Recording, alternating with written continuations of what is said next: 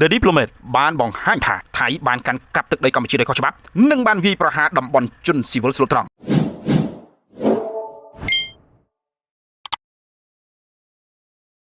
តាមរបាយការណ៍របស់ The Diplomat បានចុះផ្សាយនៅថ្ងៃទី18ខែសីហាឆ្នាំ2026បានលើកឡើងពីការវាយប្រហាររបស់កងកម្លាំងថៃទៅលើតំបន់ដែលមានជនស៊ីវិលនៅក្នុងទឹកដីកម្ពុជាក្នុងការបន្តកាន់កាប់តំបន់មួយចំនួនតាមព្រំដែនបើទោះបីជាមានបទច្បាញ់ក៏ដោយតាមរបាយការណ៍របស់ជនរងគ្រោះឈ្មោះពលជនជាតិនេស៊ីរីយ៉ាអាយុ50ឆ្នាំដែលបានស្ថិតនៅក្នុងតំបន់កំឡុងពេលមានការវាយប្រហារបានធ្វើការរៀបរាប់ថាគាត់បានឮសំឡេងផ្ទុះនិងឃើញមានការទម្លាក់គ្រាប់បែកជាបន្តបន្ទាប់ពីសំណាក់យោធាថៃរបាយការណ៍បានបញ្ជាក់ថាក្នុងកំឡុងពេលមានការប្រយុទ្ធទាហានកម្ពុជាមិនបានបាញ់តបតក្នុងការវាយប្រហាររបស់កងកម្លាំងថៃនោះទេហើយការវាយប្រហារនោះបានបណ្ដាលឲ្យជនស៊ីវិលជាច្រើនអ្នកបានស្លាប់និងរបួសក្នុងនោះភាគីថៃបានលើកឡើងថាប្រតិបត្តិការរបស់ខ្លួនគឺតម្រង់ទិសលើគោលដៅយោធាតែប៉ុណ្ណោះនិងបានចោទថាកងកម្លាំងកម្ពុជាបានប្រើទីតាំងជនស៊ីវិលទាំងនោះជាមូលដ្ឋានយោធាក៏ប៉ុន្តែ The Diplomat បានរាយការណ៍ថាអ្នកសារព័ត៌មានរបស់ខ្លួនរកមិនឃើញផុសតាងទីតាំងជនស៊ីវិលដែលត្រូវបានវាយប្រហាររងការខូចខាតទាំងនោះជាមូលដ្ឋានកងទ័ពយោធានោះឡើយសារព័ត៌មាននេះបានរាយការណ៍បន្តថានៅតំបន់អូស្មាច់និងថ្មដាអ្នកសារព័ត៌មានរបស់ខ្លួនបានរកឃើញយន្តហោះគ្មានមនុស្សបើកគឺដ្រូនរបស់ថៃ